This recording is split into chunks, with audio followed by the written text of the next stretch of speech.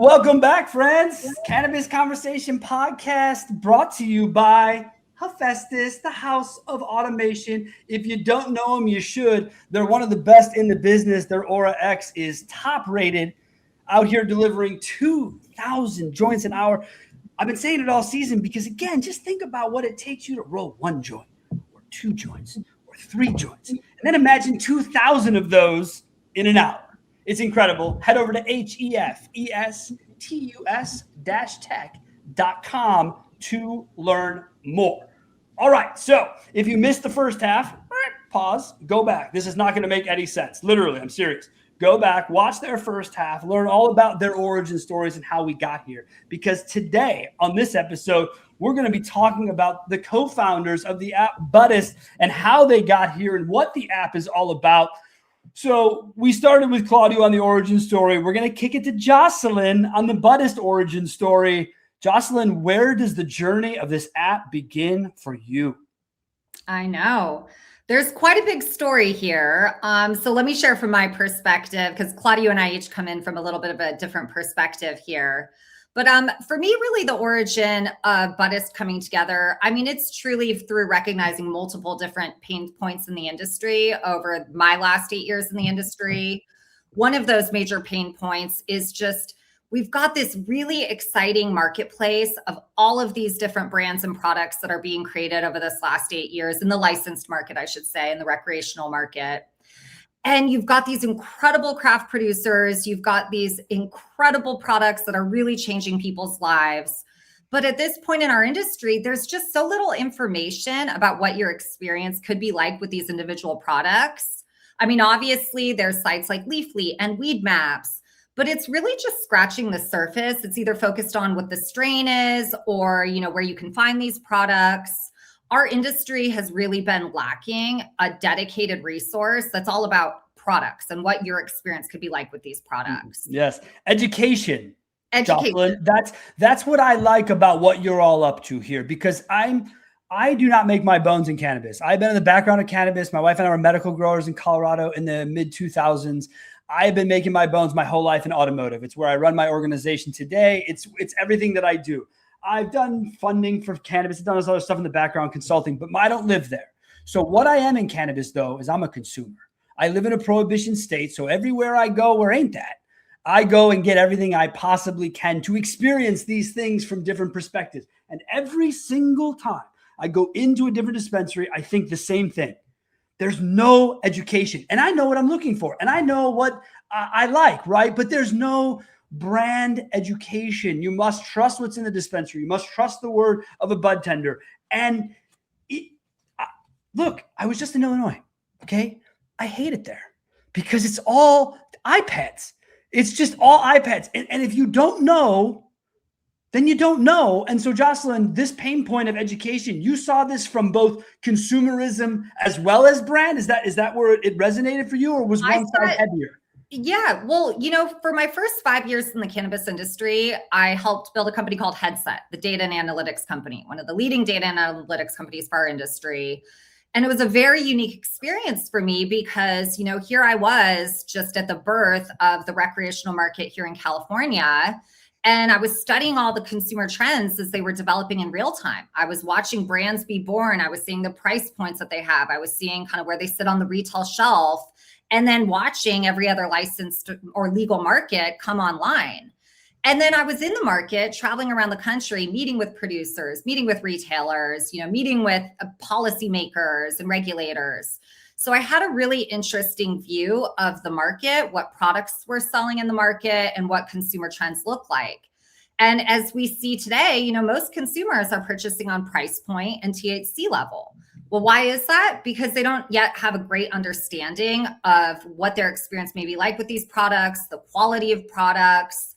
And by understanding that, that's what really helps, evolve the retail shelf, where you find products at all different price points. You really understand the different use cases of these products. And if you look at other industries, prior to being in the cannabis industry, spending 10 years in the birth of the mobile app space, I watched apps like Yelp and TripAdvisor and Vivino and Untapped. I watched and worked with many of those apps as they came out. So I saw the impact of how, product information, consumer education really helped develop a whole market, and often we use this good analogy. Well, taking a step back, for people who aren't familiar, the simple way to describe Buddhist is we're kind of like the wine spectator of cannabis. We've got our rating and review app. We do competitions where we use our methodology, the 100-point system, our team of Buddhists, and we use that to assess product categories for various competitions. And then we do, reports, we do expert content, and then tasting events. But the thing is that if you look at using, the restaurant industry, for example, and being here in the Bay Area, I remember when Yelp came out, for example. And if you think about Yelp, launching in, I think, 2004 when they launched, prior to Yelp, your average consumer didn't really have a great understanding of really restaurants at the time outside of the individual voice of the critic that was then sharing in Zagat or Michelin or, your reporters that were, writing for the LA Times and your restaurant reviewers. But what Yelp did is Yelp really democratized the process where everyone had a voice in reviewing restaurants, providing their opinion. And what happened from that is it really developed an entire culture of connoisseurship and appreciation for food, where now you see this whole world of foodies out there, whether they're becoming their own food critics. It's just developed this really rich world. And for the restaurant space to develop in that way, things like Yelp were really instrumental in that process because it just developed a channel, a platform for people to share their own voice, their own opinions. And then it developed this whole culture of appreciation. So for me, and from my perspective, kind of understanding that, watching, these other apps evolve in that way and the cultures that were created through that process, it really solved a lot of the problems that we are now seeing in the cannabis industry. Again, where producers and these incredible products they're creating don't really have that awareness or that understanding from the consumer standpoint. And we don't yet have this universal kind of culture that's been created in cannabis. It's very siloed and segmented. And what we're hoping to do through Buddhist and really through, product reviews, education around producers, getting into conversations around regions and terroir and what makes it so unique, but really just having this dedicated home where people can go and learn and share and be a part of a community. That's what we're trying to build for cannabis, which we think is really instrumental in creating a true kind of culture of product appreciation. Well, I'm telling you, I cannot agree with you more. It's something that is so lacking. And again, I think people need to once in a while pinch themselves about how fast this whole thing has moved, as far as legalization. I know it doesn't feel that way for the folks who live the rigor every day. I completely understand that. But Claudio, if I was to ask a, 15-year-old version of you, if you saw that this version of you was going to have this many states of legalization, I think even growing up in LA, you may still think I was crazy at this point in our lives. 100%. Yeah. We always did, even in kind of the late 80s, early 90s, I was involved in legalization kind of advocacy and was, very much a proponent of that. But as much as we desired it and wished for it, it just seemed to be that the institutional bias and just the government control over controlled substances was too great for us to kind of overcome it in the way that we progressively have. And so the short answer is no, I wouldn't have expected that the industry would have evolved. And we still have a long way to go, by the way, but just the degree to which we've evolved has been spectacular. And for someone who's been watching that, for 30, 40 years, it truly is remarkable. And and then just super excited to see kind of where it's at, and especially being actively involved in it as well, not just as kind of on the sidelines. Yeah, you're as much as you are the spectator, right? You are not. You are living it every day. You are seeing it, and that's the kind of perspective that I hope folks get from this. And I hope that it's clipped and put all over social. The idea is that we've come a long way, and I know it doesn't feel fast enough or whatever for everyone, and I get it. but with context comes, great realization as far as I'm concerned. And so that's the context of it. Jocelyn, I want to go back to a part you talked about Yelp, right? And then Yelp came out and they created this culture of review and the kind of inner workings. And then Google gets involved because they're Google and they're like, okay, we can do reviews too. And we can go through all these iterations, but Yelp was the starter, right? So they're the ones that opened up the niche of the review business. For you to mention that as far as what you were around, how cool to be able to see that from an inside sort of San Francisco life. That's just it's a very unique perspective that I think really helps me greater understand why you feel it not only necessary and needed, but possible to do what you're doing with the Buddhist. It's got to get you excited every day. You probably think and make those parallels, I'm sure. Oh, absolutely. Yeah. And Yelp's just one example. Again, you look at every vertical. If you look at film, right, you've got Rotten Tomatoes, like having that dual score rating system where you got the critics' opinion, you've got your everyday moviegoer's opinion. I don't know about you, but I don't watch a movie these days without first seeing on Rotten Tomatoes what the scores are. Yeah. It's funny. We also do that with the Google guide where it's like it shows you what movies they want you to watch. So we're always like, well, what does Rotten Tomatoes think? And it's like, ooh, no, we're not gonna. Sorry, Google, it's not for us. But yeah, you're totally right. That's a great analogy with that. So as you guys get going, and I'm gonna start with Jocelyn on this, and I'll plug it up to Claudio after. When you guys how does it come together? The two of you, like the idea of the Buddhist. What is that birth point look like that day? How does it happen? Well, I'll start with just kind of a fun aside. Claudio and I are both life partners and business partners in building Buddhist. And we actually met at a headset data night that I was helping co-host in San Francisco like 7 years ago, right before the pandemic. And both of us, one of like the common kind of connections outside of cannabis and music that we both love is the love and appreciation for wine. And being here in the Bay Area, being so close to just one of the greatest wine regions in the world, and also having, travel's been another major love of mine. I've traveled to 42 states, 35 countries. I've been to many different wine regions, Claudio as well. And so just understanding history and seeing how wine appreciation developed over this last 40 years. And this really amazing, fun community that exists in the wine industry. That was another part of our kind of origin story, and kind of part of the inspiration is just understanding how much community and how much education has really developed out the wine industry, and what a fun world it is to be a part of. And Claudio, I'll let you kind of chime in here and speak for yourself, because wine is really such a big passion for him as well. That is just a strong through line and connector to kind of what we're doing overall at Buddhist and our origin story. Yeah. And again, I think it's commendable because I do it every single day and have for the last 13 years. I work side by side with my wife. She's my CFO. She's my sounding board. She's someone who I rely on for, we always say she doesn't have kids. And I'm like, you got 2 kids, you got me, and you got this company. Like, sorry, you're not sorry, but like, it's one of those things that the support, when it happens that way, when you have common interests, people always look at us like we're crazy. But to us, it doesn't seem at all weird or even unnatural to go about our lives. I joke we share like 90% of the same oxygen, and it's just the way it goes. And I wouldn't have it any other way. Claudio, what is your aha moment when it comes to the Buddhist, man? Where did it go? You know what? Yes.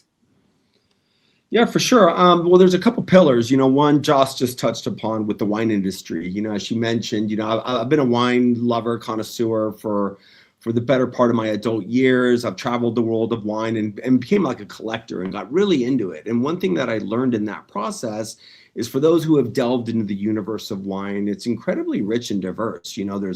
There's just dozens of regions worldwide. Within a given region, there's dozens, if not hundreds, of great varietals. Within those varietals, there's hundreds of producers. Within those producers, there's dozens of different production methods. And it's just all these splinters and nuances of complexity. And what we found in the wine industry, and this is also true of like coffee or chocolate or cheese and other connoisseur products, but with wine, it's most pronounced, where you have this massive information gap that sits between the producer and the consumer. And what you have there is that, you got all these producers, all these regions and everything I just finished saying. And on the other end of that spectrum, you got the consumer that starts to learn and appreciate wine. Maybe they go to their first wine tasting in Napa Valley, or they go to a family event where they have an aha moment with a bottle, right? And at that point, they jump into the rabbit hole, right? But the thing is, how do they navigate that rich universe of just all those options and complexity? And that is the role of that in the wine industry, you have competitions, critics, journalists, the various things that fill that gap, sommeliers, and that's effectively what we're building with Buddhist. So one aha moment for both of us was seeing how the wine industry matured into what it is today, with premiumization and all the kind of diversity that you see on the wine shelf, and it's going from supermarket shelves to specialty wine stores. We saw that it will hold true for cannabis, and that there's a critical role in the maturation process toward that outcome, and that is the role of the critic, of the competition, of the wine educator and sommelier. So that's one key component that was the aha moment for us. Let's bring this reality to cannabis. The second for me personally was, I've been an operator in the cannabis industry for over 12 years. I mentioned in the prior episode that I was in the trade for about 10 years as a young adult. But then I took about 15 years off, and I got back into cannabis around 2013, 14, and I became an owner operator. I owned 3 dispensaries. I got into extraction and large scale cultivation. I've basically, in the California market, I've owned every license type with the exception of testing lab. And through that process, and one of the main things that, I consider myself a brand marketer amongst kind of, the different kind of professions. And one thing that I really kind of focused on was developing premium brands in the market. One of the brands that, your listeners might be most familiar with is Guild Extracts. I co-founded that brand, and it at the time was the premium concentrate brand. We really, when a lot of concentrates were a little bit more kind of niche or part of the kind of underground market, we designed and built that brand to be more premium. And we were looking again at analogous kind of adjacent markets like wine, like premium retail. And anyway, so, I built a family of brands, and the whole idea was can we create connoisseur grade cannabis products? How can we really be intentional in our execution, from the actual product itself to the packaging and the marketing around it? And one thing I found right out of the gate was just all the challenges that we know all the cannabis brands have in today's market is, how do you connect with consumers? How do you educate them? How do you communicate quality? How do you communicate provenance and production practices and all the things that all these great producers stand for?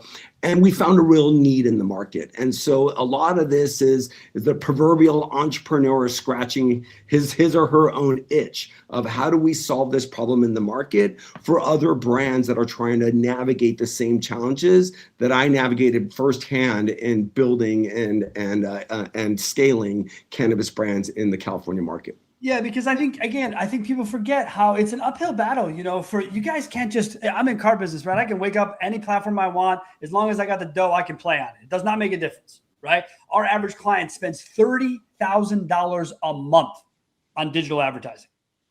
Just let that soak in, right? Granted, the price points are different. That's like boring to some of my clients. Like, and again, these are guys in competitive markets, LA, Chicago, New York. So, but the point is that they don't have to think about it. They just give the money, we hit the platform, we do it. Y'all can't do that. Y'all can't just wake up and as a dispensary go, hey, yeah, let's tell people what the special today is on IG and, get out a Facebook message. It doesn't work like that. So was that part of it for you, Jocelyn, where you were like, look, I'm not going to be hijacked by social media and algorithms telling me how and where I can operate. I shall create my own. Absolutely. Yeah. I mean, it's to your point, it's incredibly challenging when you're a cannabis business and you can't use the traditional channels that any other company would use. Instagram, like our Budist account has been shut down half a dozen times. My personal Instagram account just this summer, I had it banned for over a month. Were just my personal account. So absolutely, that stunts us as an industry. It stunts us as a community in not being able to share about the uniqueness of products, just about this space that we're building. So absolutely, like that was part of it. Let's build a platform to which we can then celebrate these producers, we can celebrate these products. And most importantly, just this is about helping consumers navigate the retail shelf. And it's also about creating a community of people, whether you are a medicinal or recreational consumer. You know, a lot of what we're talking about is it might be a little bit more geared toward the connoisseur side and the recreational side. But what we're trying to do at Buddhist is really be a platform for any use case and any reason that you need a cannabis product.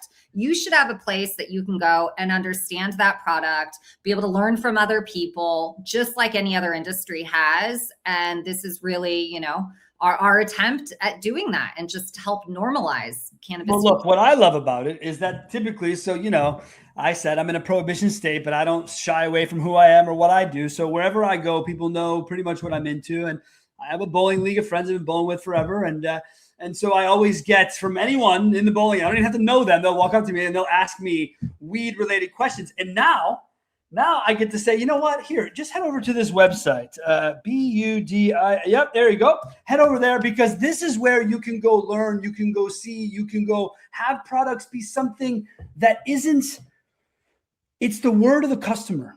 And to me, growing up in the car business, I built an entire business model on referral.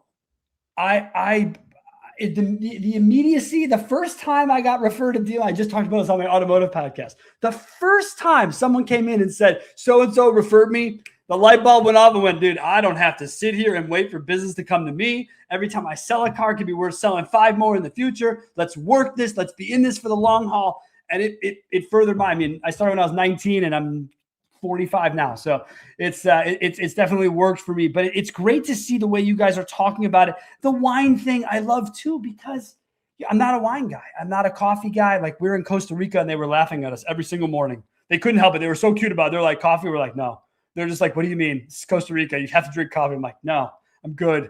Can you find me a joint? Never mind. I'm fine. I brought my own. So, right. So you're here living this life. So for you guys on the side of Buddhist, what does it take to get started? Give me the 2 cents from each of you. Jocelyn, we'll start with you. What did it take to get started? Are you quitting your career? Are you what's the origin story of just jumping off the bridge and launching the brand? Yeah, well, we initially launched the brand. You know, we did what you have to do as a startup, right? You raise a little bit of money, you get together your kind of co-founding team. And we already had the thesis idea. An incredible amount of research went into this. Both Claudio and I are big history buffs. We love to learn. And so we had a really well thought through plan in developing this out.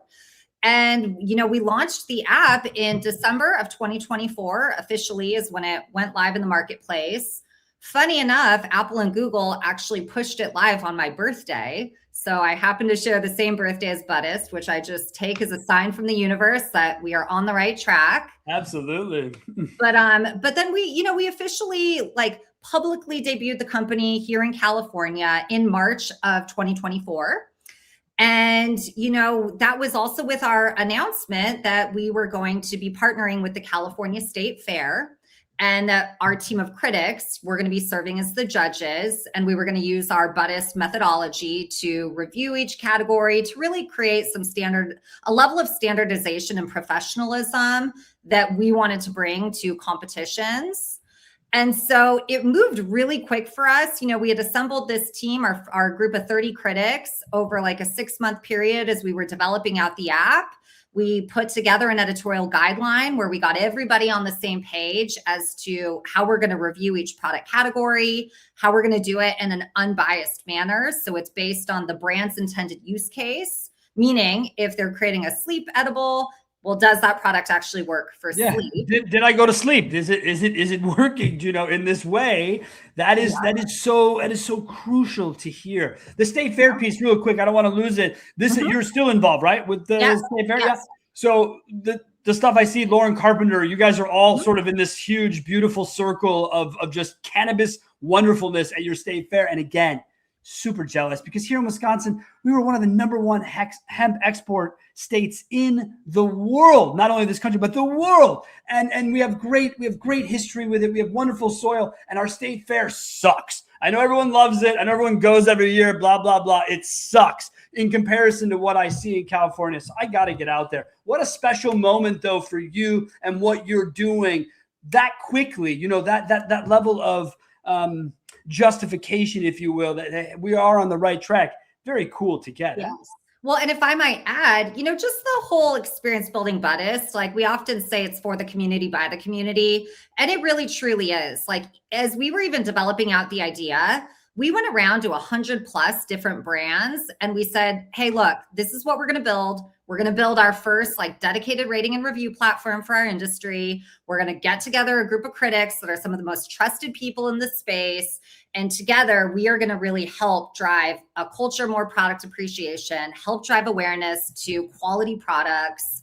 So we got buy-in a year before we even had a product in the market. And so it really was instrumental, I think, when people see all the activity and all the support that we have from many different segments of the industry, that didn't happen overnight. It happened because we let people into this from the onset when this was an idea, and we have really grown together. And so it's really remarkable to see where Buddhist is at now. And it is because of the community, truly. That's awesome. And I think it is common where people see what you've done and how quickly it's happened. They think, boy, they did that fast. That's not the case. This has been a work in progress. I say it to people all the time. We've been in business 13 years. The last 2 years of our business have been the best we've ever had. And it's not by accident. It's kind of part of the plan. I'm in it for the longest of long games, and anything that I approach. Claudio, for you, man, what's the start like this for you? Jocelyn tells me about how the community is there. You've done the work. Now I don't want to put people in boxes, but I'm going to say Jocelyn seems more like me, kind of the idea that the builder outside. Where do you, not that you're not, all right, but where do you fit into this whole thing as far as in launching this, in making this debut a thing? Yeah. Jocelyn and I like to say that she's kind of more the external facing kind of person and I'm more internal. So she is a core part of the vision and really community builder. I mean, look, she said she wouldn't do the show without you, man. All right. She made it very clear to me that this show would not happen without you being here. So, I mean, she's not trying to just be the face. She's trying to, she's trying to bring you in, man. She's like, you're like her Bobby Weir right now. You know what I'm saying? You can appreciate that right now, right? She's like, come here, have a few tracks. I want you to be here. No, I love it, man. I love it. So where do you think you fit? If she's external, you're internal. What does that mean to the company the way it sits right now? Yep. Yeah. So for me, that means I'm everything kind of internal, operational.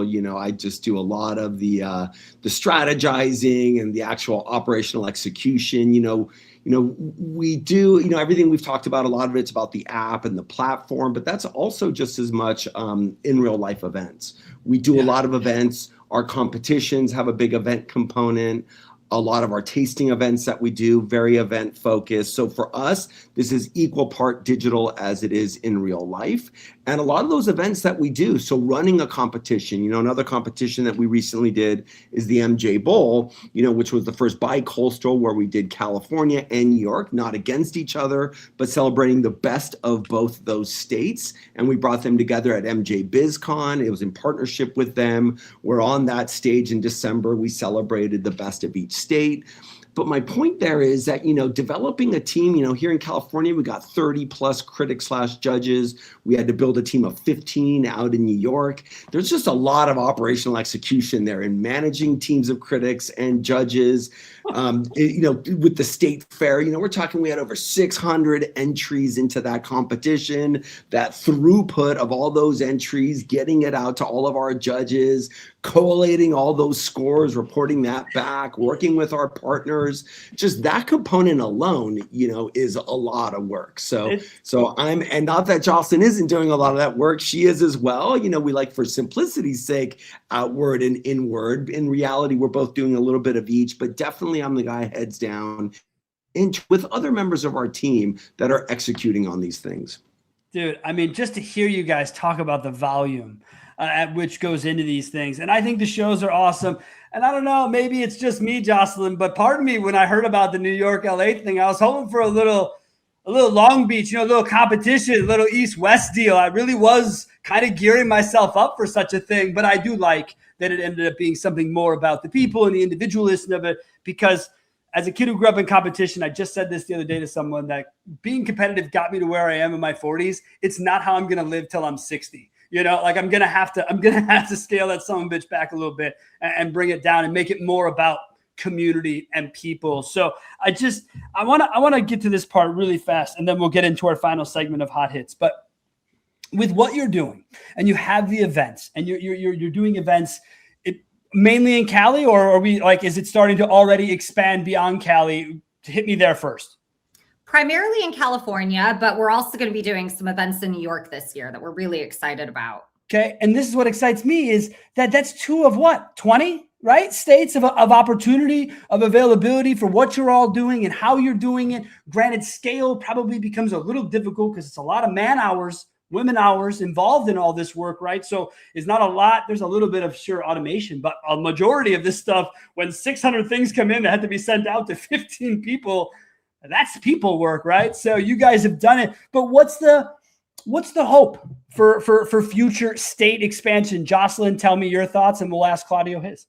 Yeah. Well, no, I mean, we hope that Buddhist will certainly in the next several years, 5 years, be a national platform where we're able to have a team in every core cannabis market, that we're, reviewing products in every market, doing competitions in every market. With the MJ Bowl this year, we're going to plan to expand that out from just the 2 states to adding in a couple more states. So stay tuned for that. We'll be announcing that in the next couple months. Nice. But it's really about, just continuing to go market to market, because of the fragmentation of cannabis and how it's regulated. We have to be very strategic and just launch state by state. And that's fortunately something I know well, just from my time at Headset. I launched 11 markets over a 3-year period. And from the outside world, that might seem like, oh, how are you not able to just launch everywhere all at once? But it just doesn't work like that. So it's a very strategic way that we're rolling out. We're very thoughtful about, just everything strategy-wise at this company. And so, so more states this year for sure for the MJ Bowl. Hopefully in the next 5, you'll see Buddhist in a significant amount of regulated states. Long game, Jocelyn, long game. Exactly. Claudio, your thoughts on what is to come for the folks at Buddhist? Yeah, well, another kind of dimension of that, we've, as Jocelyn has mentioned, it's been very product focused in brands. But, and looking back to wine as an example, as you kind of started to widen that aperture, behind every product, there's a producer. Behind every producer, there's a practice and a methodology, a production method. Behind every production method, there's a region, right? Within regions, there's appellations and terroir. And so now wine has matured where you can go to every major wine region and see topographical maps. You can see appellations and AVAs, viticulture areas, and really getting into the terroir and the origin stories of these different producers.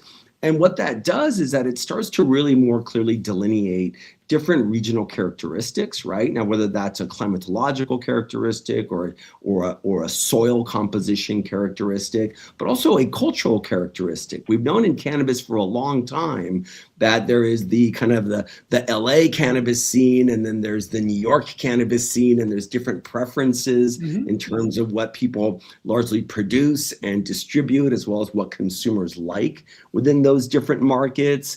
And so it's starting to really delineate all that. And what that does is that it helps kind of blow open a lot of the diversity. And we know that cannabis, just with its hundreds of compounds and dozens of different form factors and use cases, offers so much diversity to the world and to consumers.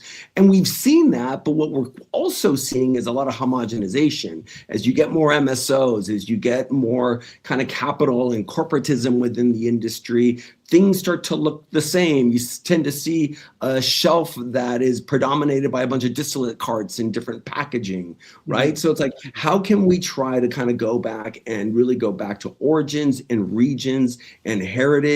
And within every market, there is a story like that. So for us, it's really about blowing that open and celebrating that, and one just last quick thing I want to say there is, we're not the only ones that's doing that. We stand on the shoulders of a lot of predecessors, whether it's the Emerald Cup, they for so long, and hopefully they'll continue in whatever ways they can to continue doing this type of work of celebrating craftsmanship, celebrating our cultural heritage here in California in that example, in our example, but really starting to do that in all these different markets, because we're seeing other countries, other regions that have their story to tell. So that's a key part of what we do at Buddhist is we are storytellers. We're trying to fill that gap, as I mentioned earlier, and really kind of tease out all these nuances that the plan has to offer, because truly we're just getting started. The average consumer has no idea this world exists in the plenitude that it does exist. So that's our job, is to expose that